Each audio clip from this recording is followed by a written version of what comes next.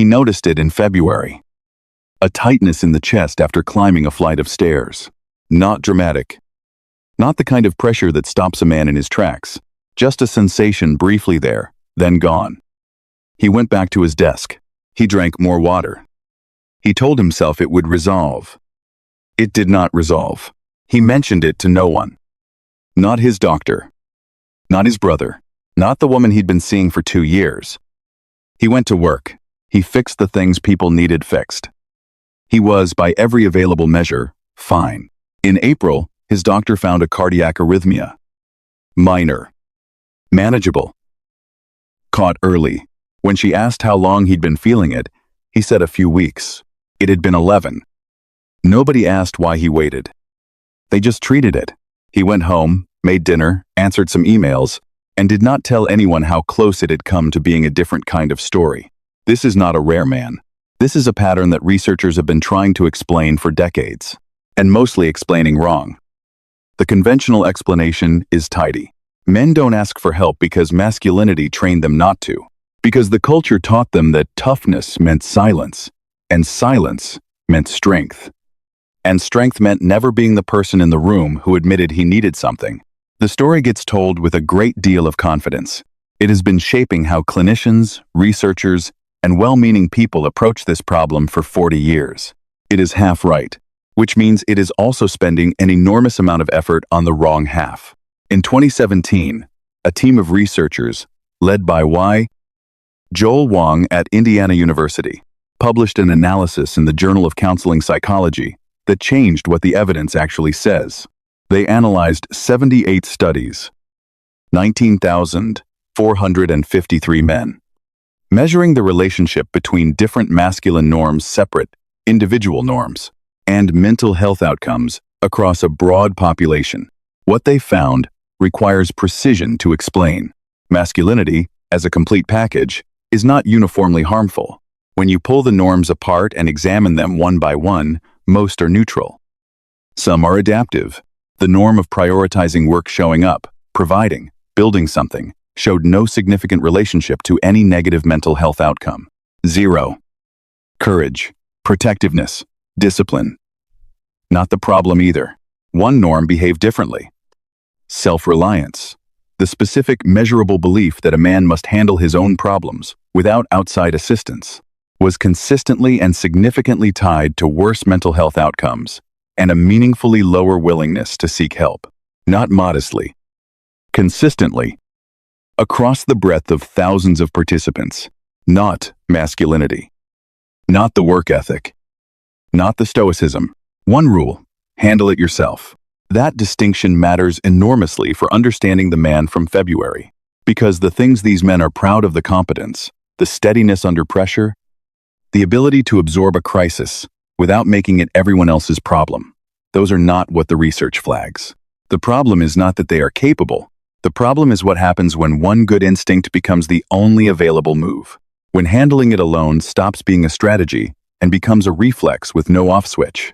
To understand where that reflex comes from, you have to go back to a specific window of American history, the 1970s. Divorce rates doubling in a decade. Dual-income households becoming standard for the first time. Childcare infrastructure not yet built for what the economy had created.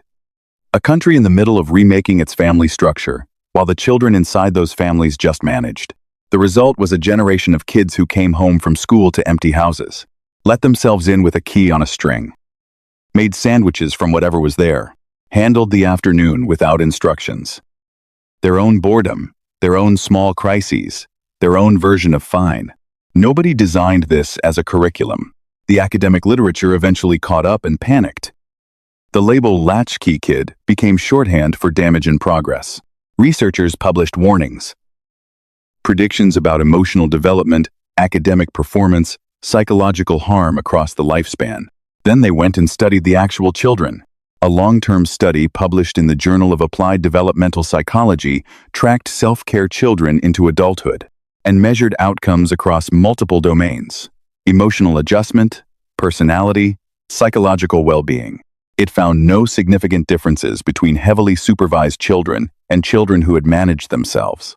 Lawrence Steinberg's 1986 research in developmental psychology found that for kids managing themselves at home, the feared outcomes simply did not materialize at the predicted rates. The independence was real.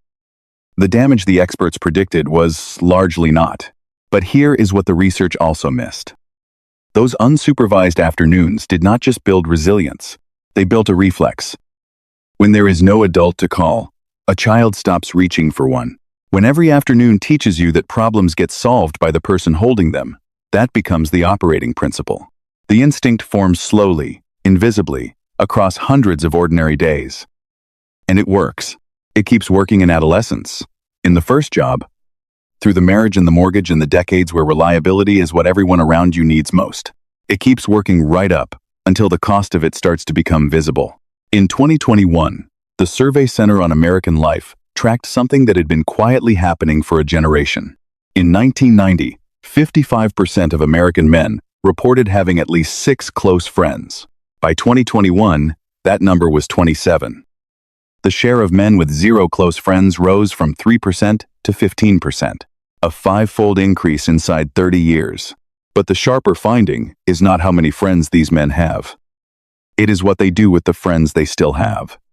In the week before the survey, 21% of men said they had received emotional support from a friend.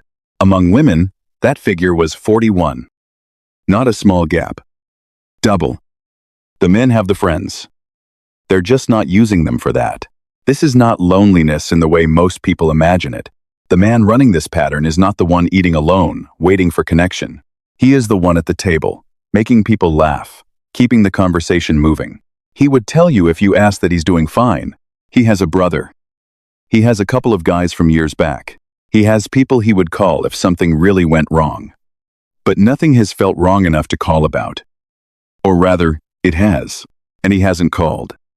Because calling would mean admitting that handling it himself isn't working the way it used to. And that admission still feels, somewhere beneath the reasonable adult surface of him, like a small kind of defeat. The self-reliance instinct is doing exactly what it was built to do, protecting the person carrying it from the vulnerability of being seen as someone who needs something. In an empty house in 1982, that instinct was a coping tool that worked. At 52, with 2 people who call him dad and 1 aging parent, and a career in its most demanding years, and a friendship network that has quietly halved, it functions more like a sealed room he forgot he locked from the inside. Here is what that room looks like in practice. He is the one everyone calls when something needs doing. Not because he volunteered, because he answered the first time, and the second time, and nobody found a reason to call anyone else after that. He does not complain. Not because he has nothing to complain about, because complaining would require acknowledging, out loud, that the load has gotten heavy. And acknowledging that feels uncomfortably close to asking for someone to take some of it. Which is the one thing he does not do. He absorbs praise poorly. Not from false modesty, from something more complicated. Being praised for being capable means the capable version of him is visible. The tired version is not, and he has spent a long time making sure the tired version stays off camera. Researchers who study male help-seeking use a phrase, normative male, alexithymia, a learned tendency in some men to manage emotional experience internally rather than express it outwardly. The measured difference between men and women on these scales is real and documented. It is also modest. It describes a tendency, not a universal shutoff valve. What it describes precisely is a man who was trained by circumstance to process privately, who built his sense of worth around being the one who holds it together, who became, over many years, very good at being what other people needed and never quite developed fluency in who he is when no one is watching. Meanwhile, the load has not gotten lighter. Pew Research Center data from 2022 found that more than half of Americans in their 40s are what researchers call sandwiched, simultaneously supporting an aging parent and raising or financially supporting at least 1 child. More than half. Not a minority situation. The statistical norm for midlife in this country, a University of Michigan study found that people in this position are twice as likely to report significant financial difficulty and markedly more likely to report substantial emotional strain. The man running a self-reliance operating system through all of this has, by design, no exit ramp. He is useful to everyone who knows him. He is genuinely known by almost no one. Being needed is not the same as being known. And midlife is when those two things are often far enough apart to feel like an actual distance. The competence that made him reliable also makes him invisible in a very specific way. He handled it last time. He'll handle this one. The question doesn't get asked. He wouldn't know how to answer it even if it did. In the United States, men die by suicide at roughly 4 times the rate of women. Adults between 35 and 64 account for nearly half of all suicide deaths in the country. These numbers do not have a single cause. Any honest researcher will tell you that. But the consistent finding across the literature on male help-seeking is this. Men who score high on self-reliance are less likely to recognize when they need support, less likely to reach for it when they do recognize it, more likely to reach a crisis point before anything visible happens on the surface. The silence is not always benign. Sometimes it is protective. Sometimes it is the thing with the bill attached. The U.S. Surgeon General's 2023 Advisory on Loneliness described the health consequences of social disconnection as comparable to smoking up to 15 cigarettes a day. That is not a metaphor about feelings. That is a statement about what the body registers over years of being the one who holds everything together. While no one asks how the holding is going, here is what the conventional narrative almost always gets wrong. These men are not emotionally hollow. They are not the locked room people imagine. They feel things. They track the people around them with considerable precision. They notice far more than they say. The man from February noticed the look on his doctor's face before she told him what she found. He noticed the pause. He noticed what it meant. He processed the fear of it on the drive home, alone, in about 12 minutes, and then put it somewhere that wouldn't interfere with dinner. That is not the absence of emotion. That is a specific, learned architecture for emotion. A man who was trained by circumstance to be the absorber rather than the one absorbed, who spent enough unremarkable afternoons alone that processing privately became the only way he knew how to process. The problem is not that he built that architecture. The problem is that he built only that. Michael Addis and James Mahalik, writing in The American Psychologist in 2003, described help-seeking behavior in men not as a character defect, but as a rational response to learned conditions. The man who doesn't ask is not broken. He is behaving exactly as he was trained to behave. Across thousands of afternoons, no one planned and no one designed. That training served him. It produced capable adults. Men who could be counted on. Men who absorbed pressure without distributing it. Men who became the steady center of systems that needed someone steady. The question, the one researchers keep circling, the one these men rarely ask themselves, is whether a person can hold on to what served him and recognize what is now costing him, not by becoming someone else, not by a renovation of the self at 52, just by noticing that the rule he internalized at age 9, handle it yourself, was a good rule then, and was never meant to be the only rule there was. The man from February is fine. The arrhythmia is managed. He still doesn't talk about it much. He probably won't. But somewhere in him, in the version of him that climbed those stairs and said nothing for 11 weeks, that measured the fear in 12 minutes on a drive home and filed it somewhere quiet, there is a question that surfaces occasionally, gets picked up, gets put back down. Not, why didn't I say something? Just, who would I have told? That question is not weakness. That question is not a symptom of something broken. That question is the most accurate thing about him.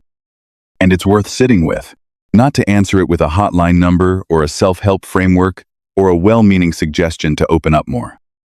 Just to let it be accurate. To recognize that a man who doesn't know who he'd call isn't a man who failed at connection. He's a man who spent 40 years being the person other people called, and never quite got around to building the thing that runs in the other direction. That is a specific kind of loneliness. The kind that doesn't show. The kind that looks, from the outside, exactly like a man who has everything handled,